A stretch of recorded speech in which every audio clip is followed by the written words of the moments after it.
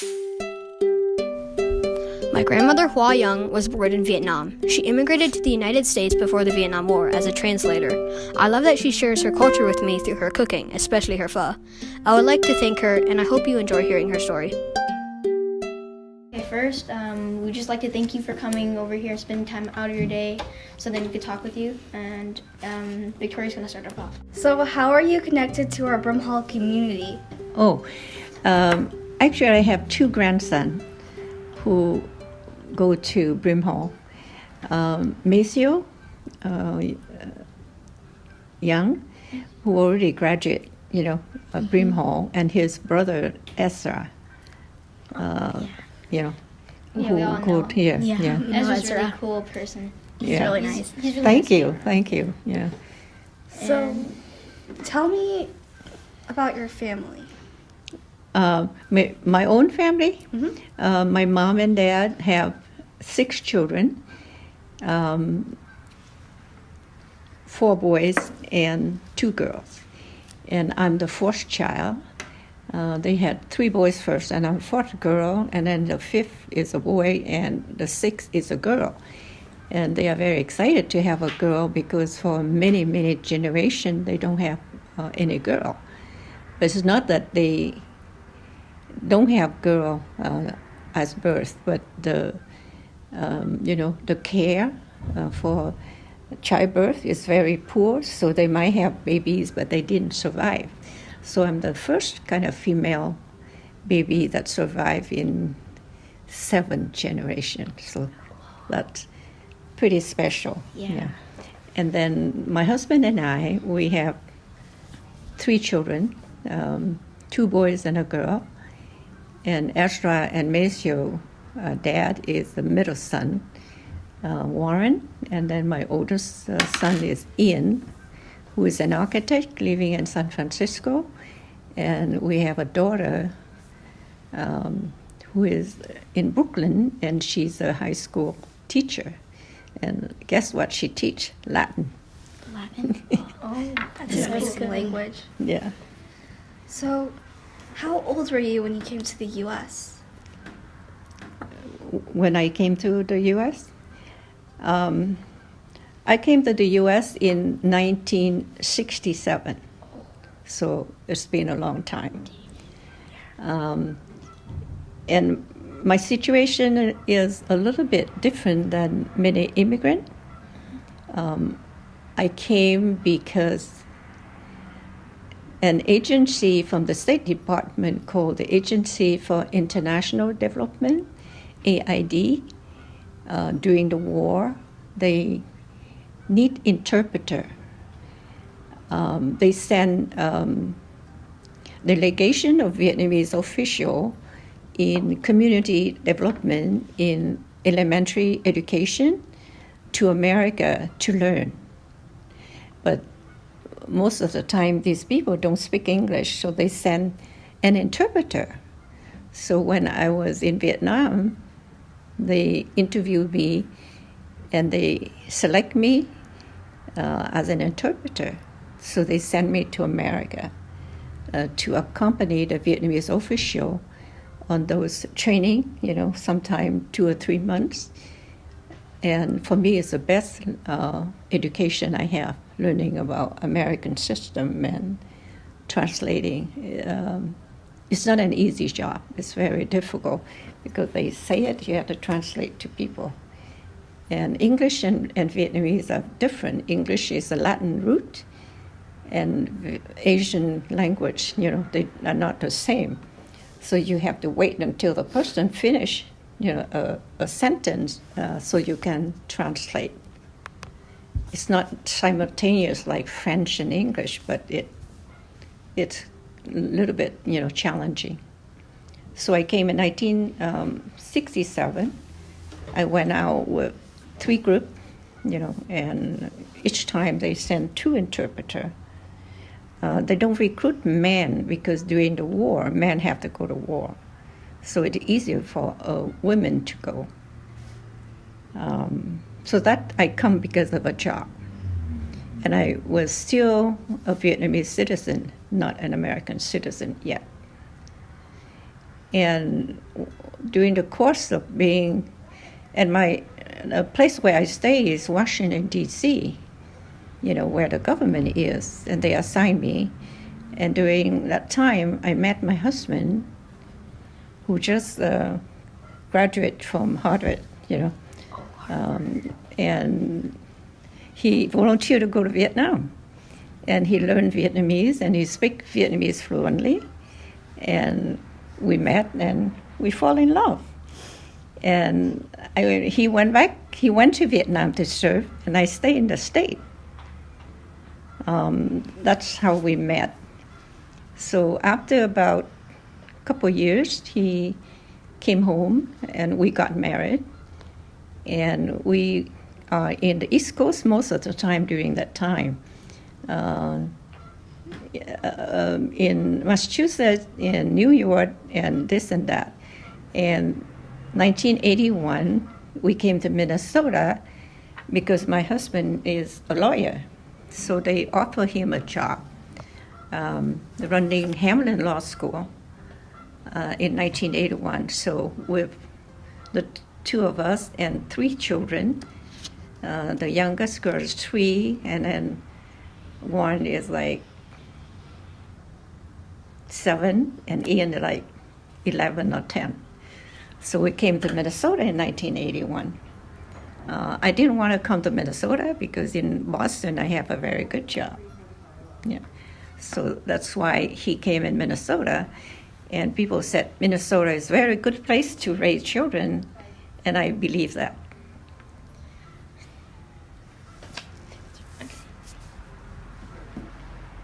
Okay, so what was the hardest thing about coming here? That's interesting and kind of funny and, question too. In Vietnam, I was born and raised in Hanoi, which is north of Vietnam. And during the war, it's a long story. We need more time to explain, but it was divided into, like Korea now, North Korea and South Korea. And North Korea is communist and South Korea is not. And in Vietnam, before we lost Vietnam in April of 1975, it's also divided in 2. One is communist, one is not. My parents, because when we were in North Vietnam, they own a lot of land and they are very wealthy. So under the communist regime, you cannot be rich. So they will punish you eventually.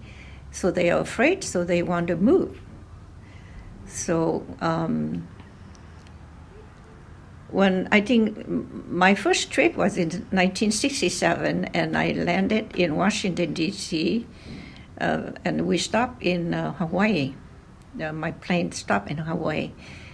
And my first reaction is, we are westernized. We're not rural people, so we are not aware. I don't have much of a cultural shock because I'm used a little bit to the modern stuff, So I remember being in the Holiday Inn, and in the morning, I wake up and I want to go downstairs to check out, and I'm a little bit lost. All the hallway looked the same and all that, so I pick up the phone and said, how do I get downstairs? I don't know where's the elevator because you know how the hotel, they look the same, right? Yeah. So they said, I'll send someone to pick you up. I'm totally lost. And my first reaction is, in America, everything is so big, like I see the limousine. I said, this is what American drive? It's a huge car, And then everything is so clean and you feel really safe. It's because in Vietnam, then under the certain regime, we whisper. We were always kind of afraid, that the enemy will hear what you talk and all that. And I said, everybody talk, loud and all that, and everybody's so friendly and happy, and everything is so big, So that's my clean and big, And I said, this is really going to be hard, to kind of get around if you don't know anything. So I think in terms of that's my initial thing, but later on, you adapt to it, and you find out the hard way sometimes, certain thing. And for me, immigration, when you talk about immigration, immigrant, everybody is under a different kind of situation. Some country, because of the economic, hardship, and the government decide that in the past, I understand immigration like a quota. If we need good people to come here and help us and work for us, if we run out of teacher or we don't have enough nurses, and we kind of study different country, which country have the people who can come and fill out all those jobs, because we have a shortage. Like now we do.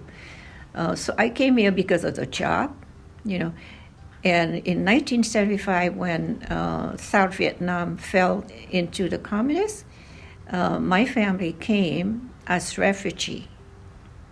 So because my husband served in Vietnam, it only took me 3 months to become an American citizen, because they're afraid that if something should happen to him, the paperwork of being a wife of an American citizen serving in Vietnam is too complicated if I'm not an American citizen. So they called it a expeditious naturalization. So they speed up the process so I can become an American citizen. So I am an American citizen since 1970. But 16 members of my family came because they are refugee of the war. And during that time, 3 other ethnic Asian came too. The Vietnamese, the Cambodian, the Lao, and the Hmong. Because we are all kind of involved in the Vietnam War. The Hmong because of the secret war, and the Cambodian, they are part of the we call Southeast Asia. They are involved in the war, so they came here in different waves. So I think the other thing that I have to adjust when I come to this country is the food. We travel, when I travel as an interpreter, I have to eat cafeteria food. After a while, when you eat food in the school, you get bored, right? Same thing. And then I miss the fish sauce, stuff like that.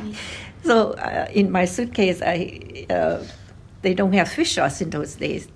They only have magie, that sauce, or soy sauce. So I always have a bottle of that in my suitcase. And all those days, you can take liquid because we don't have the liquid restriction now. You can put it in. So I travel always, and I put my sauce, magie sauce in everything I eat, salad, vegetable and all that. It's really homesick. Until more Southeast Asian came, then we have all kind of food. But when I first came here in Minnesota in 1981, actually we don't have much Asian food. I remember sitting in the apartment and crying a little bit because I said, what am I going to do? They basically eat broccoli and frozen peas and carrot, and my work in Minnesota since 1981 had been always helping the new immigrant, mostly Hmong, Vietnamese, and with the Hmong, I helped them with the farming, with about how to use pesticides and farming differently than we used to farm in our country. And because I want different vegetable. And if you go to the market now, you have almost everything, bitter melon and bok choy and all the herb, and I'm getting very happy because I miss it a lot, and the spice, and then they said that Minnesota is up there in terms of diversity of food. We have Ethiopian, Somali food, and I like all kind of food, and I cook a lot, and and my grandchildren, they really love Asian food. Sticky rice, Ezra and Maceo, you can get them to do anything if you give them sticky rice. Yeah. Does that answer your question? Yeah. You answered that really good. Yeah. So how was it like back in Vietnam, and like was it partially because of the secret war and that stuff and the Vietnam War that you came here to? My family, when I was in the state in the middle of the war, my family witnessed war, but I don't, because I'm in the state. We have brother fighting on the North Vietnamese side, which is communist, and we have brothers fighting in the South. So if you talk about it, it's pretty sad, And even though they don't believe in, but they get caught in the system, So you could have brother fighting on both sides of the thing. And since I'm American, I can petition for my family to come to this country. So that's why 16 members of my family came in 1975. It's really a struggle because my husband is the only one who worked and earned an income, and we have to feed 16 members of my family and the four of us. At that time, we only have 2 kids, which means 20 people. So we bought a house in Brooklyn, New York. Have you been to New York at all? The houses is a little bit different than Minnesota. They are brownstone, all the houses are next to each other, and they build with a stone which is brown, so they call it brownstone. And it consists of, it looks like townhouse. They're next to each other. So they have the first floor, which is call it the garden apartment. It's almost quite a basement, but it opened up to the garden. And then you should have the first floor, the second floor, and oftentimes the third floor. So we assign each family a room. Can you imagine 20 people in a house? But I think with some of the monks who came here early on, they also have a lot of people in one house, because we don't care about privacy too much. Everybody live in one room, and that's okay. And even when we have more room, I'd like my boys to share a room, and because I want them to get along first, and not a little spoil on my own space and your own space and that kind of thing. So I think one of the challenge for me about is parenting. People oftentimes said, like with my kids, Warren, Ezra, when he was a little boy, and he said, "How come you never kiss me and you never hug me?" And I said, "Asian, we don't do that, especially Vietnamese. The fact that I cook you good food and I take care of you, that's show love, and we don't kiss and hug like American, And then also when we teach them to be careful, not to run, not to do this and that, and you fall down and all that. So Dr. Spock said, "I'd rather have a broken bone than a broken personality. Maybe you should let them experiment, and they fall down, they hurt, that's okay. But when I teach my kids to be careful and they fall down, I yell at them." So there's a difference in culture, about how you parent.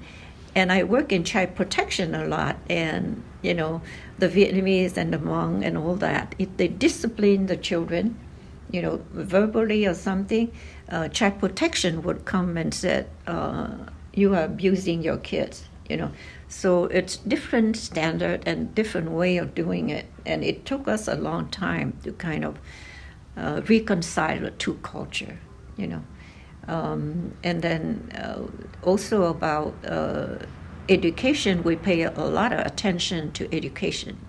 You have to succeed, you have to study, you have to do homework, and you really have to respect the teacher. I think in my family, we respect teachers so much that my father told me that his father or ancestor, they changed their name to adopt the name of the teacher because they respect the teacher. So they have a double name. Their family name might be Pham, but the teacher's name is Do, so they take the name Pham Do to show respect to the teacher. So that kind of hard for us to adjust to the fact that when a student yell at teacher or that kind of thing, it's not the way we behave back home. Yeah. But I think a lot of thing is adjusting and the happy medium.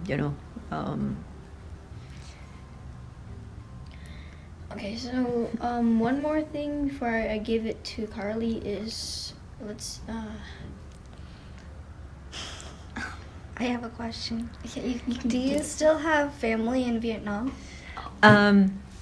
I do, and a distant cousin, that I haven't seen for many, many years. But my immediate family, like my mother and my father relative and their their family and my own family, they are all here. So sometimes people said, "Are you going to Vietnam?" I said, "Not so much because I don't have anybody that I'm close to, in Vietnam." Yeah, and I think I see a question here. The question 8. Do you know English when you came? When I was in Vietnam, because of my parents who have means, they have money and all that, I went to a French school. So a Catholic French school, a Catholic, convent school, mm-hmm. And all the teachers are nuns from Europe, French, German, and all that. And the language that they teach us is French. So I have a very strong background on French. And I was learning English when I was in college back in Vietnam. So I do go to school and have some college, So when you have French, it's easy to speak English because they are the same root. It's only the pronunciation sometimes it's difficult. And because Vietnam is monosyllable, so English is multiple syllables. So you can see I still have a little bit of accent, when they have, multiple syllable for me. And then the French sneak in sometime. So I'm actually trilingual, Vietnamese and French and English. And once upon a time I speak French as good as English, but now it's lost a little bit. Yeah, I can speak, but not as well. Yeah, so it will be easier for immigrant to adapt to America when you have some English, strong English, or some experience in English, and exposed to Western way of life. Yeah. Okay, now I have one more question. What was your first thought when you saw snow, like over here in the U.S.? What is it? When you saw snow. When I like when you saw snow calm down and. The snow. Yeah, snow. Yeah. I think when I experienced the first snow, I loved it, because it's new, right? And then I taught a lot of refugees how to adapt to life in America in terms of food, in terms of raising children, healthcare, and the cold. And because we don't have the cold, so I see in the middle of winter some of our people wearing flip-flop, and they complain it's cold. And I said, "Look at your feet, you're wearing flip-flop." So you have to be prepared. So I think the funny thing is when I first come, I'm very agreeable. I said, oh, it's a new experience. Snow is wonderful and all that. And the longer you stay in America, in Minnesota, the less tolerant you are. Now I really don't like it too much. Yeah, it's way too cold. We had it for like a couple months, and I was like, no more snow. Yeah. And then it goes away and comes back. So you put up with it, right? And then when summer comes, yeah, you know, it make up for it. And at my age now, I really serious thinking of retiring. I said, where do I go? You know, and when winter come for old people with the snow and the slush and the icy thing, it's scary. You know, everywhere you go, it's scary. So guess what? We moved to a condo in downtown. So I have they always plow downtown really well, you know, and we are connected to the Skyway. So if I don't have to go outside, I use the Skyway. And I'm still working. I should be retiring, but I'm still working. But I'm thinking of retiring soon. It's, you know, to enjoy the grandkids. So we have 7 of them. Yeah. And then there's a question, Siga, how did your move affect your life? So it affects you in a positive way because this is the land of opportunity, you know. And you think about it, it's really a huge deal. You can be anything you want. And when back home, you know, either you are a farmer or you are this, you know, or there's a doctor, pharmacist, teacher, but not a whole lot of opportunity. And here, there's a lot of opportunity. So we have to be thankful for those opportunities and take advantage of them, you know, to make a good life for you. But then also, there's a negative thing.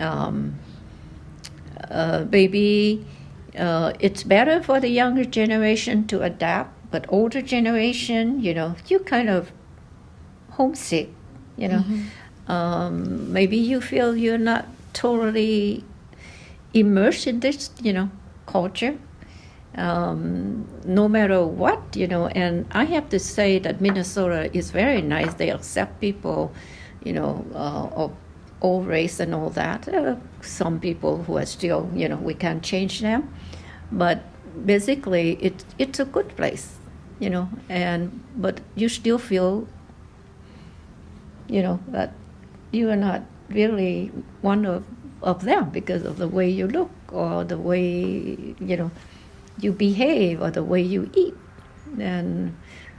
But you make most of it. I have the feeling that first generation is hard, second generation is easier, third generation maybe it's easier.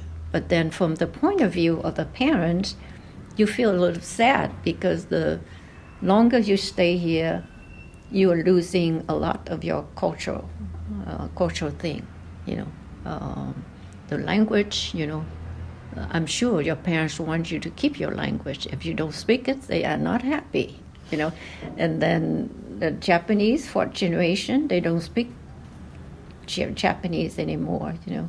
And they less and less they become Japanese American, you know, or Somali American, you know. And so we have this hyphen thing. So, do you have any strong experiences you remember?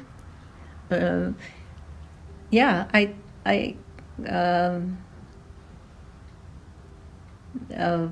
think. Let me think. Shocking experience. I think it's about the parenting, you know, and I think the weather is pretty shocking because in Vietnam it's always very hot, you know, and here's not. Sometimes you learn the hard way. I would say about being taking care of your parents, your older parents. Both my parents passed away. And to me, the most difficult thing is to take care of the older parents because they expect you to be a child, like back home, almost like taking care of them 100%, and they expect you because I'm your parents, and now that I'm old, you have to take care of me because I take care of you, But they didn't know that when we come here, we cannot stay home to take care of you, You have to work, and when you work, you cannot take care of them the way you can. And to me, the most difficult thing, I think, when I have my first boy, and in Vietnam, if in my situation, I could say like the whole village is there, supporting me having my first child, But when I come here, I have my first child, I was all alone. I remember in New York, my parents-in-law, they went to Massachusetts for a conference. And my husband just left on Wednesday to go to Vietnam after he come home to have a visit. And he left, and I'm all alone. And so I go into the delivery room, and I feel pretty sad and shocked. I said, oh my God, nobody here to help me or to support me. So that to me is shocking, because back home, people would be waiting, in the room, and then, support you, come in and cheer you up, and that kind of thing. And that's what's very hard, Is there anything that you did in Vietnam that you wish you could do in America now? Or is there anything that you miss from Vietnam? Miss of Vietnam. I think the support network, the family, the closeness, and like we can Vietnamese, we say everybody's welcome. If you showed up at somebody's home, you don't have to phone or anything. You just showed up. And if they are eating, they said, oh, just add another bowl, so that's very welcoming. But here, things are a little bit more formal. If you showed up with someone without telling them first, they don't like that, because they might have other plan, And I know that also about a meal, and, I'd like you to tell me ahead so that I can prepare something nice for you.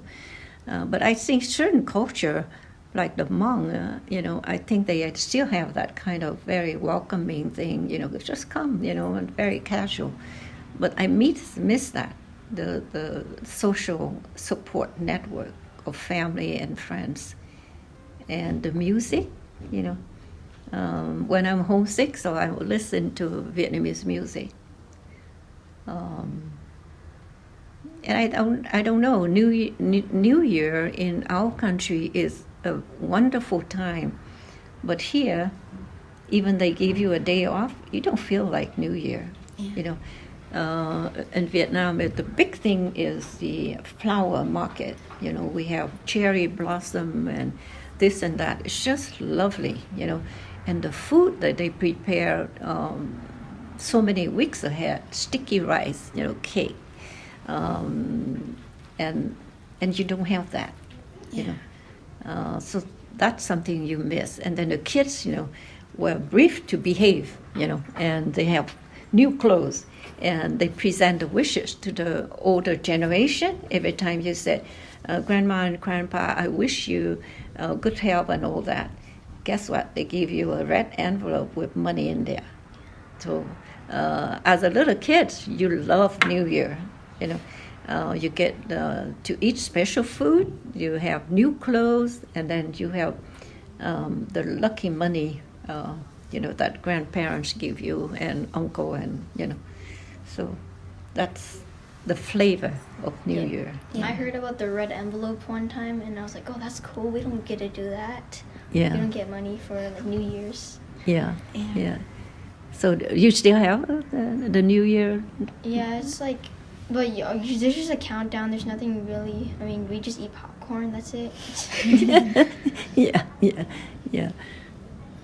And also, my family was Hmong, so I kind of understand what you're feeling too, because my grandma actually immigrated here because of the war, and she met my grandpa, and they fell in love. So something. Yeah. Is my story a little bit similar to your family? Yeah, it was actually because they moved here because of the war, and they met each other. So it was pretty similar. Yeah. A lot of moving. Yeah. Yeah, my family is similar too. I mean, my grandma moved from, I forgot where, I think it was Thailand or Laos because of the Secret War. And then she met my grandpa, and then they fell in love. Yeah. And you're right how things change through generation, because now I don't really know that much Hmong, and my parents, they know a lot, and things kind of change when you stay somewhere else that's not your place. Did they share the culture and food and story with you? They do? Yeah. I think Astra and Maceo, even though they are 20% Vietnamese only, right? Because their mom is Caucasian, so their dad, Juan, is half and half, and they're only 20% Vietnamese, but they like to know, and they especially like the food. And it's my little thing with them is that when their birthday come, after a while they don't want toys anymore. They would say, I'd like some dumpling, or I would like some egg roll, And he had a Vietnamese friend, and every time that he had a birthday, he really loved to go to the Vietnamese friend. He said, so much Vietnamese food, egg roll and this and that, And they're very sophisticated. Maceo loved Ethiopian food. So on his birthday, his parents said, where do you want to go to eat? So he will go Fasika, and we'd like to go to dim sum, so they really like Asian food. And Ezra, one time on a science thing here, he does the food of Vietnam, so he had a presentation of food from North, Central, and South. Yeah. So I think we have to leave now. So so I have to thank you for coming here. Thank you. Thank you so much. Yeah. Your story was very motivating. Thank you. I feel like that opened doors to my culture. Yeah. And it was funny. Don't forget that. Yeah. Okay. Get back. I used to do a lot of speaking, but not lately.